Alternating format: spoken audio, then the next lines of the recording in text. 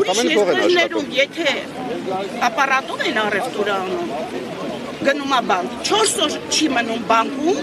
ու պլյուս ավելանալու փոխարեն դեր մի բաներ 2.5%-ը, թե 3%-ը նորից փող ապահում բանկը, ինչի ապահում էր քանչի, ուզում եմ իմանալ։ Որ փող աշխատեն, իրանք բոլորը փորձում են եւ բանկային համակարգ, եւ պետական համակարգ։ Փողը համ դնի շրջանառության մեջ, այդ 3-4 օրվա մեջ ինքը գումար է այդ աշխատում, չէ՞, ավանդական նույն ոլորտից է։ Միջև դա ծախած օրվանը, որ ինքը ծախի օրինակ 161-ով դառնա մի հատ 100,000 չտուժում է այդ ծախածի մեջ, միջև բանկը 3 օր դնի գործի մեջ նոր հետ հարվում։ Ես մի բան եմ հասկանում, ավելի բարձր տոկոսադրույքով ձեզ վարկ տան։ Ես մի բան եմ հասկանում, որ էսի լրիվ պայմանավորված, ծրագրված, իրանք ամեն ինչ ուզում են անեն, որ փոքրն ու միջին բիզնեսը վերացնեն, մնան իրանք մեծորը, մեծահարուստներով, լինի խոսքի իրանց առևտրի խանութը,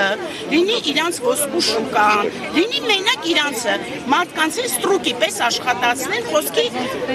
ստեղ ոնց է մեր երկրում միայն ջահել աղջիկներ։ Այսինքն մեծերը լրիվ բարի են գնալու, եթե չունենան աշխատանք ինչ պետք է անեն կամ երկիրը պետք է թողեն գնան, սենց ավելի հեշտ է լինում իր գործը։ Ստեղ արդեն քաղաքականության բան եմ ասում, որ ինքը իր Ալիևի ու Էրդողանի հետ իր գործերը անում է։ Ոնց ընդեղ ասում են, անենց էլ անում է։ Էդ էլ է ծրագրի մեջ, որ մեզ սննկացնեն։ Տեսեք, փոխադարձած ծրագիր է տարվում, ՓՄՁ ոլորտին վնասելը սոցիալ-տնտեսական քաղաքականության մեջ, դա քաղաքականության, եթե համեմատում ենք, դա